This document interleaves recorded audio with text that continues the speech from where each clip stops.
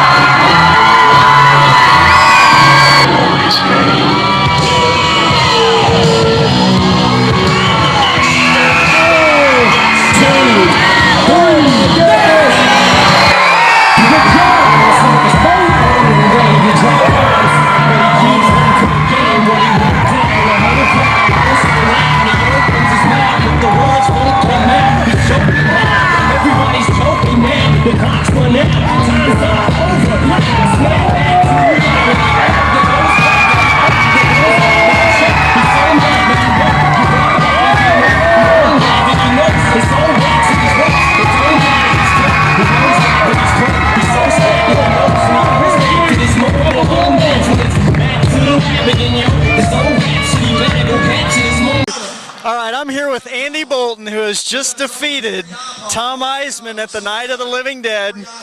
Light opener for you this evening. Then you elect to skip the 903 on the second to jump for the win on the third. Talk us through that. Yeah, I know I've only got two big deadlifts in me. If I'd have done a 903, there's no way I'd have done a 964. And I've just come off a 980 pull 2 weeks ago in Finland, in the bull farm, mate. We did a full meet, yeah. So I was feeling tired warming up, and I knew there's no way I'd pull 1,000 today. But as soon as Tom had lifted and they told me what I needed to win, I've got to go. I've come all this way to beat Tom. So, but 964, I mean, I was pulling it and pulling it. I felt like it was slipping in my fingers, and I didn't know if I was locked out. I was barely locked out. I just saw the referee say down, and I just put that down as fast as I could. There was nothing else left. Yeah, it looked like it was a limit lift. I mean, I was right over there 5 feet away. And yeah, the lockout was hard for you. It was, but it was an amazing lift. You get the win. Congratulations. Thank you very much. Thanks for coming over for the competition. It was a pleasure watching you. And good luck in the future, and I hope to see you pull more than 1,008, the 1,034 that you talked about. Definitely, that'll happen next year, for sure. Okay. Believe it. Thank you, Andy. Thank you. Andy Bolton, everybody, your champion. Fox Sports, Andy Bolton's going to pull up. All members of the Power of the Club. Find Mr. Stallion. He's the good-looking guy right there. There you go. You're going up. Let's do our jobs and get this place linked up. How's it feel to be held by the strongest man in the world? I don't know. He doesn't know. Weight, when he pulls it, it's going to be 3 times his body weight. He's going to become one of a million in the United States. And he's just 10 years old. Guys, why are you being so quiet? Let's hear it.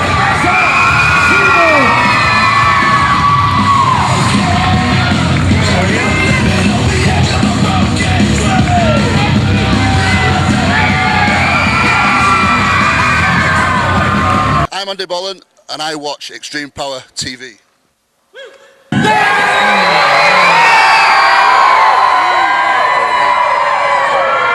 All right, that's what we want to see.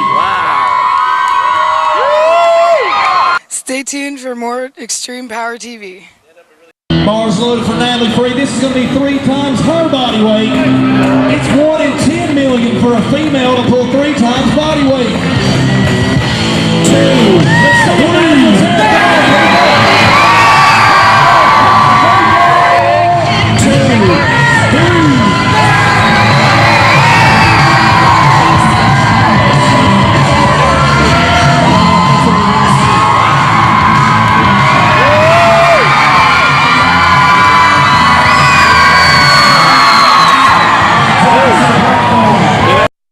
Freed, you weighed in 119 pounds. Third deadlift was 352 pounds, 0.6. It was a PR for you, but the lockout looked like it took forever. Walk us through the lift from the moment the weight came off the ground to the point where it stalled, because it looked like you wouldn't quit. You willed it up. Yeah, well, that's actually what's been happening in the gym, so that had me a little worried. But start off the ground, I take a lot of time usually, so I focused on not doing that, came up fast, hit the same point I've been hitting, and I knew I wanted to finish. I wasn't going to put it down. Yeah, you just willed the weight up. You kicked your hips through, locked it out. It was a great lift. Is that kind of what you were looking for today? Did it exceed your expectations, the 352? It is. I wanted to get 350, so that's fine with me. Great. So, all right, well, congratulations, Natty. Thank you. Wonderful deadlift. Great job. Back to you. Carlos, one of the very controversial aspects of our sport, powerlifting, is drug testing. There are many places that a competitor can go and compete and not get drug tested. There are many other federations that do drug test. Some don't test as specifically as, say, the IPF would, which does like a little bit higher of a tier of a test as like a local or a national competition would. What is your take on drug testing?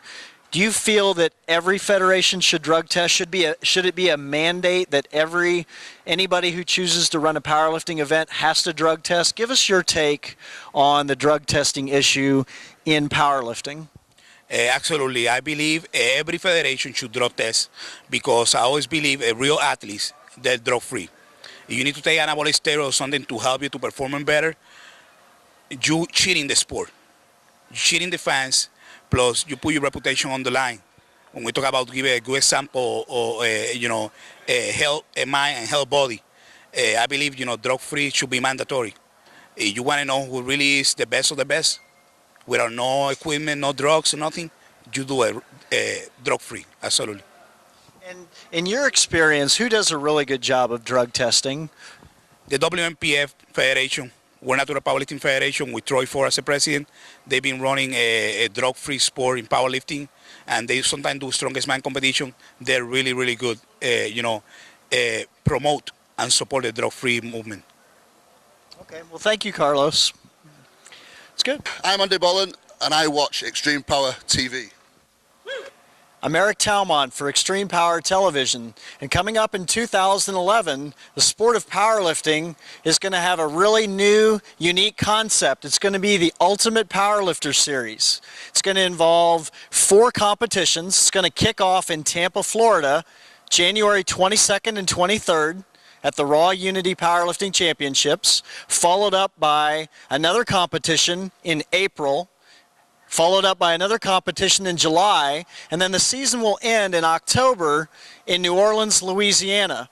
The Ultimate Lifter Series is unlike anything powerlifting has ever seen. And at the conclusion of the 4 competitions, championship belts will be awarded to the winners in the lightweight, middleweight, and heavyweight divisions, and over $40,000 in prize money will be given away. You absolutely can't miss the new Ultimate Lifter Series on Fox. Yeah!